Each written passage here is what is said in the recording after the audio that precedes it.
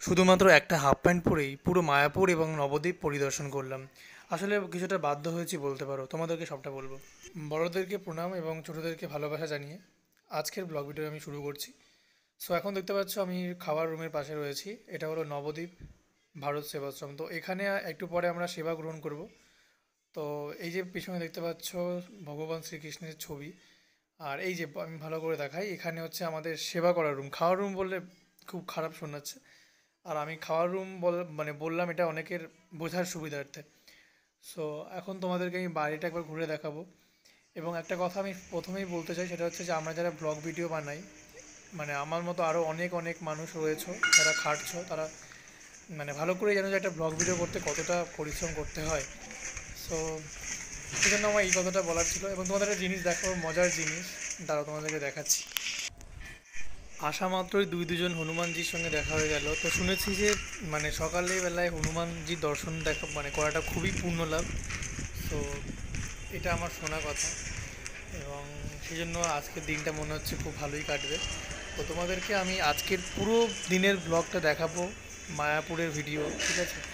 মায়াপুর ইস্কনে যাব এবং সেখানে কিভাবে তোমরা থাকবে, কিভাবে তোমরা ঘুরবে, সব কিছু তোমাদের সঙ্গে আজকে আমি শেয়ার করব এই ভিডিওতে। তো যেটা বলছিলাম যে ব্লগ ভিডিও আমরা অনেক পরিশ্রম করে বানাই। তো আমি সকলের পাশে আছি, যারা যারা ব্লগ ভিডিও করো, যারা যারা যে কোনো ভিডিও করো, খাটছো আমার মতো, তারা আমাকে কমেন্টে জানিও। আমি তোমাদের সবাইকে, সবার তোমাদের পাশে আছি, এই প্রতিশ্রুতি তোমাদেরকে আমি দিতে পারি। তো এখন দেখাবো তোমাদের এই ঘুরে চারপাশটা। এখানে প্রচুর রোদ, তাকাতে পর্যন্ত পারছি না। আর একজন আমাকে এখানে বলছে যে তুমি মানে গোপদারি কেন রেখে দিয়েছো, ঠিক আছে? একজন প্রভুজি বলছেন, আমি বলছি যে প্রভুজি আমি বাধ্য হয়ে রেখেছি। মানে বলছে কেন বাধ্য হয়ে, মানে আমি বললাম যে এই আমার যে প্রফেশন সেখানে আমাকে রাখতে হয়, সেই জন্য। তো উনি একটু হাসলেন, তারপরে আরও কিছু জানতে চাইলেন। এটা হচ্ছে মন্দিরের ভেতরটা, খুবই সুন্দর। এখানের পরিবেশ যেমন সুন্দর, মন্দিরগুলো তেমনই সুন্দর। তো তোমাদেরকে এখন প্রভুর দর্শন করাবো। আমি এখন যাচ্ছি। একটা কথা মনে পড়ে গেল, আজ থেকে ঠিক 1 বছর আগে মুর্শিদাবাদে একটা শো করতে গেছিলাম, এবং সেখানে ভারত সেবাশ্রমে আমরা একদিন ছিলাম। একই রকমভাবে ভারত সেবাশ্রমে একটা ভিডিও আমি করেছিলাম, ব্লগ ভিডিও। তো সেই ব্লগ ভিডিও আমি এখানেও করছি। এটা আমার কাছে একটা অনেক বড় পাওয়া। আমি অনেক দুঃখ করেছিলাম ভিডিওটা চলে যাওয়াতে। সো এখন যাই হোক, তোমরা আমাকে একটা জিনিস দেখতে পারবে, আমি একটা বোতল সাথে করে নিয়ে বেড়াচ্ছি। এই বোতলটা, তার একটা কারণ রয়েছে, সেই রিজনটা জানতে হলে তোমাদেরকে ভিডিওটা দেখতে হবে। তো চলো। আচ্ছা বলেই দিই, মানে বোতলটা নিয়েছি, আখের রস নিয়ে আসবো, খুব গরম এখানে, ওই জন্য। তো আখের রস নাও দেখতে পাবো, কোনো না ব্যাপার আমি না, জানি। অসুবিধা নেই। গুড লাক, সামনে দেখতে পেয়েছি একটা আখের রসের দোকান। তো খুব ভালো ব্যাপার, ভারত সেবাশ্রম সংঘ, পাঁচমাথা মোড়। এটা এটা জানা ছিল না। এটা এখানে এসে মানে লোকের মুখে শুনতে শুনতে অনেক জায়গায় এক্সপ্লোর করতে পারছি, জানতে পারছি। তো খুব ভালোই হচ্ছে, তোমরাও জানতে পেরে যাচ্ছ। তোমরাও নেক্সট টাইম একা একা এখানে আসতে পারবে, ঘুরতে পারবে, সব জায়গাগুলো চিনতে চিনতে পারবে। সো চলো।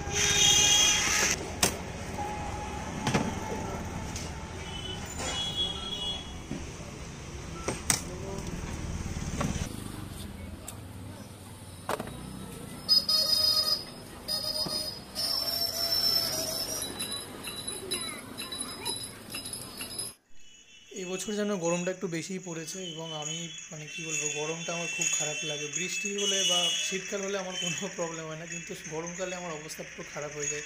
তো তোমাদেরও অবস্থা নিশ্চয়ই আমার মতনই হয়ে গেছে, এবং এখন বাইরে বেরোনো মানে খুবই বিপজ্জনক। তো আমি বেরিয়েছি বাধ্য হয়ে, কি করব, ঘরে থাকলেও গরম লাগছিল, সেই জন্য। দারুণ লাগছে খেতে। তো আমি এখন বোতলে ভরবো, মানে এটা আমি বলেছিলাম, সেই জন্য করছি। দেখতে পাচ্ছ এই যে 1 গ্লাস, এবং আর এক গ্লাস ভরবো একটু পরে। এইবারে আমি নবদ্বীপ ধামের ভারত সেবাশ্রমের দিকে রওনা দিচ্ছি, এবং সেখানে গিয়ে আর কিছু আহার গ্রহণ করব, খুব খিদে পেয়ে গেছে। এবং আখের রস ভরেছিলাম যে বোতলটাতে, সেটা কিন্তু গরম হয়ে যাবে, সেই ভয়ে আমি আগে থেকে খেয়ে নিয়েছি, কারণ গরম আখের রস খেতে ভালো লাগে না, সেই জন্য।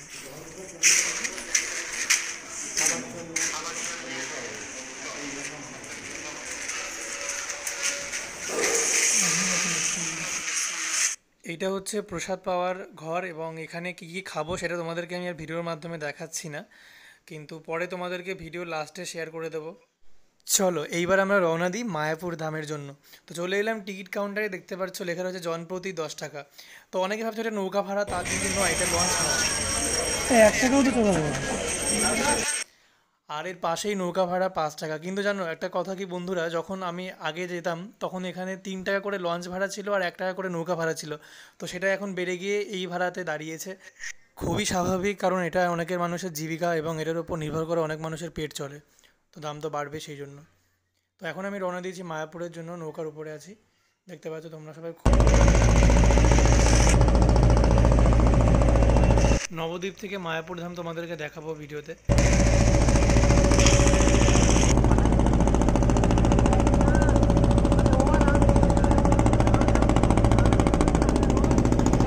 দিন দিন যেভাবে গরম বাড়ছে তাতে পরের বছর বাঁচবো কিনা সন্দেহ আছে। তো এই যে মায়াপুর দেখা যাচ্ছে এবার।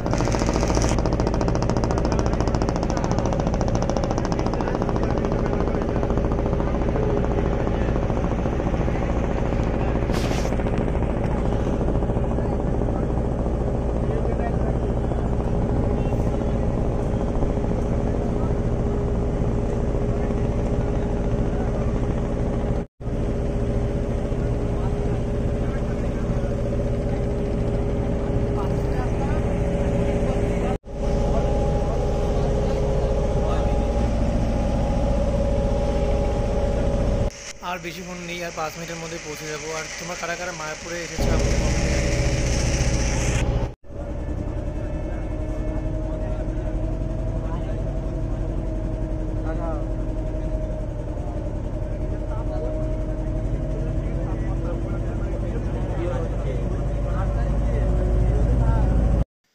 তো চলো, সর্বশেষে আমরা মায়াপুর চলেই এলাম। তো এবার আমি ভিডিও করাটা বন্ধ করছি।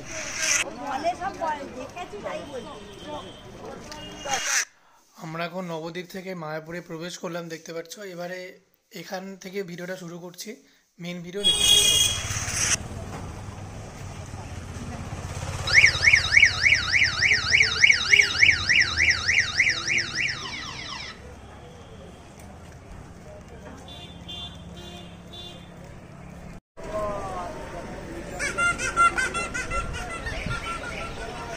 এখান থেকে চাইলে তোমরা অটো করে যেতে পারো, আবার চাইলে হেঁটে যেতে পারো। হেঁটে গেলে 5 থেকে 7 মিনিট লাগবে। তো আমি এখন হেঁটে যাচ্ছি, কারণ তোমাদেরকে আমি ব্লগে দেখাচ্ছি ভিডিওটা, ওই জন্য হেঁটে যাচ্ছি। এখান থেকে মায়াপুরের দেখো চূড়া দেখা যাচ্ছে। তো এখানে নতুন যে মায়াপুরটা তৈরি হওয়ার কথা চলছে এখন, সেটা কমপ্লিট হয়েছে নাকি আমি দেখবো এবং তোমাদেরকে দেখাবো যদি পারি।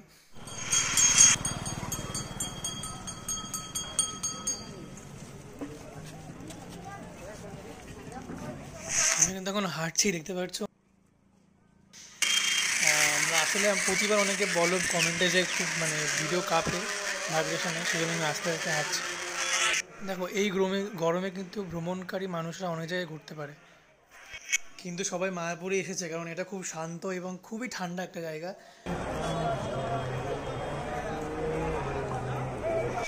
এইবার তোমাদেরকে আমি দেখাবো নতুন যে মায়াপুর তৈরি হচ্ছে সেই জায়গাটা। এই যে এইটা হচ্ছে নতুন মায়াপুর। আমি ভুল করে আঙুল দেখিয়েছি, অনেকে হয়তো কমেন্ট করবে, কিন্তু তাদেরকে বলছি আমি তোমাদেরকে দেখানোর জন্য একবার আঙুল দেখিয়েছি, তার জন্য ভগবানের কাছে সরিও চেয়ে নিচ্ছে। এই যে এখানে আমি জুতো এবং ফোন রেখেছি, এবং এখানে তোমরা খাবারের প্রসাদের কুপন পেয়ে যাবে। যে যেমন দামের কুপন নেবে তেমন পেয়ে যাবে, 40 টাকা থেকে শুরু। তো তোমাদের উপর ডিপেন্ড করছে। তো এখন যাচ্ছি কীর্তন শুনতে। তো চলো কীর্তন শুনে আসি।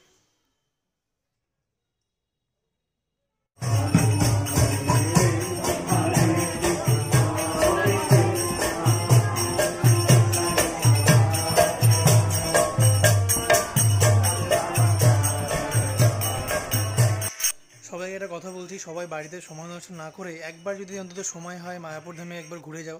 কথা দিচ্ছি তোমাদেরকে খুব ভালো লাগবে এখানে একবার আসা।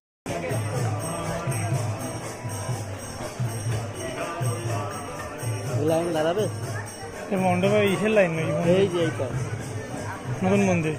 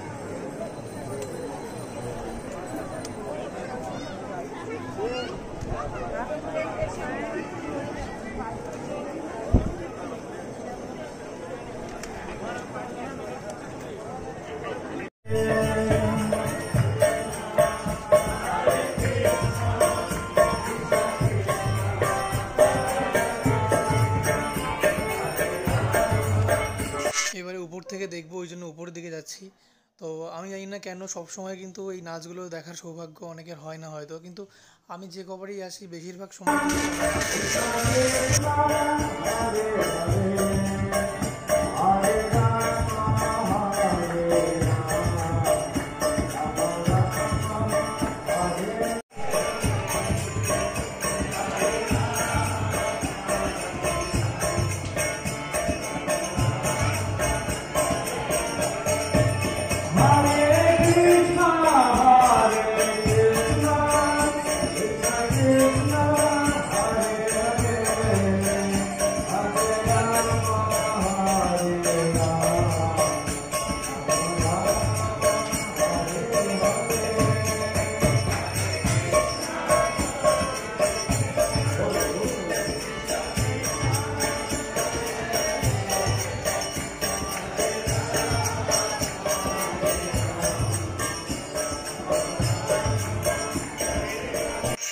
আমার তো ভীষণ ভালো লাগছে। এমন সময় এসেছি আমরা যে এত সুন্দর এক কীর্তন আমরা শুনতে পাচ্ছি। এর আগেও যদি অনেকবার শুনেছি, কিন্তু ভিডিও করার সৌভাগ্য আমার হয়নি, কিন্তু এই প্রথমবার আমি ভিডিও করলাম তোমাদের আশীর্বাদে। তোমরা প্লিজ পুরো দেখো।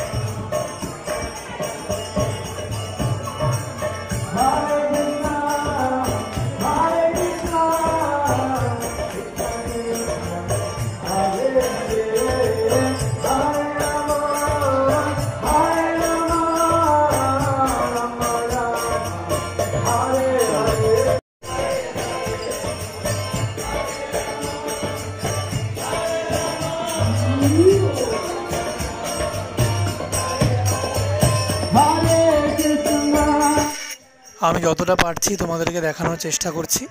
সো এবার তোমাদেরকে আমি আরেকবার দেখাবো হচ্ছে নতুন যে মায়াপুরের বিল্ডিংটা তৈরি করা হচ্ছে সেখানে। তো ওখানে ঢুকতে গেলে শুনছি নাকি টাকা দিতে হচ্ছে, তো তোমাদেরকে এটা আমি জেনে বলছি।